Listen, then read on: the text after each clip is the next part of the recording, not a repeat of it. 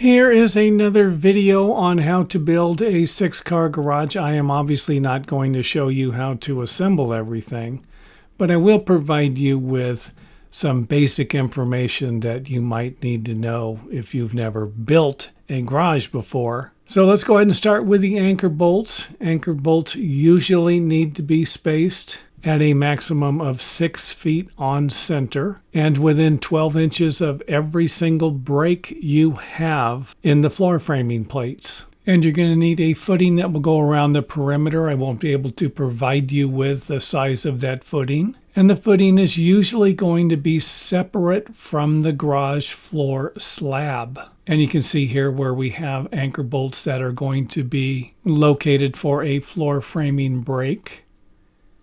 Anchor bolts usually have a minimum embedment into the concrete. And again, I won't be able to provide you with that information either. And I like to have my stem walls 2 inches wider than the floor framing plates. If you're going to be using 2x4, which we are in this video, then the width of the stem wall will be 5.5 inches. Next up, let's go ahead and take a look at the wall framing. And you will need treated lumber for the base framing plates. And you can see here where the anchor bolts are located within 12 inches of the end of the corners. So within 12 inches from the break. And again, within 12 inches from this edge and 12 inches from this edge. And don't forget to check with your local building department before building something like this. Otherwise, you might be tearing it down. And yes, one of my neighbors had to tear down a 2-story room addition they were doing and turn it into a single-story room addition. And the minimum spacing for wall framing plates is usually going to be 4 foot. And they are going to lap at the corners. You can see here where we have this plate lapping over and connecting to the bottom plate here. And this is a common framing method. Let's go ahead and pan out. Give you a better idea of what that's going to look like. And of course the wall framing headers for the garage door openings. This building is 60 foot long, 20 foot wide, and our garage door openings are 16 foot by 7 foot. And next up, let's take a look at how this is going to connect together. And you might even need some shear panel or structural hold downs in this area here. And I do have other videos at our website. Go to the index page and you will see garages in the building area. And there are a lot of videos on garage building, all sorts of different types of 2-car garage framings and even garages with apartments you can check out.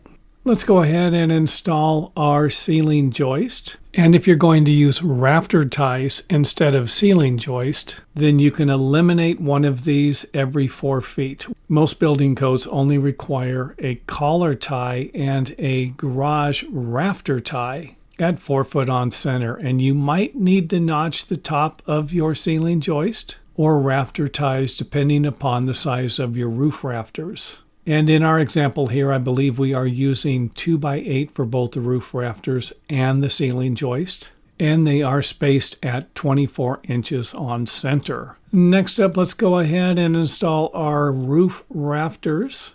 And we are going to have shaped blocks at the bottom. We are going to need to notch out for our lookouts. Our lookouts are going to be supporting our fascia board at the edge. Next up, let's install our gable studs. And our gable studs are going to be spaced 16 inches on center, and you will have an angle at the top to match the roof rafter slope.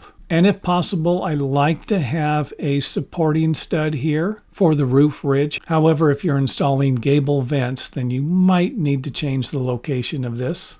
And of course, our ridge brace and our ceiling joist strong backs here, you can always lay these flat if you don't need to use them as a strong back. And in this example here, they are spaced at 1/3 of the span. And I like to have them connect to the gable studs to create a better connection for the wall framing to make the walls a little sturdier. I've actually been able to push these walls and move them when the braces are not somehow connecting to this wall. And some engineers require blocking between the wall framing and the ceiling joist to make this section a little stronger.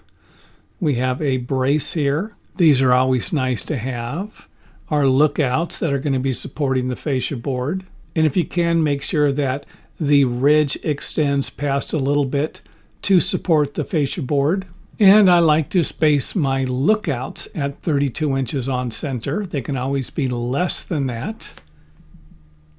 And of course, the reason why we shaped the top of the ceiling joist so that they wouldn't be sticking into the roof sheathing. And a better view of our shaped blocks. And of course, our fascia board.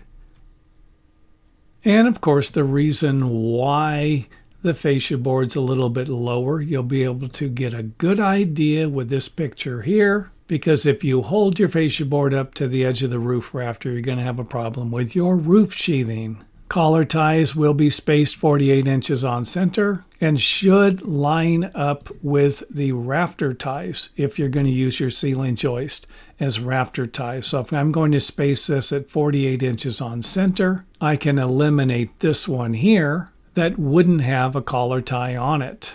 And I'm saying that, but in reality, I think it just looks better. I do not know if there's actually a rule on that. And that is the end of the video. Install our roof sheathing, swing it around here a little bit, take a look at the inside.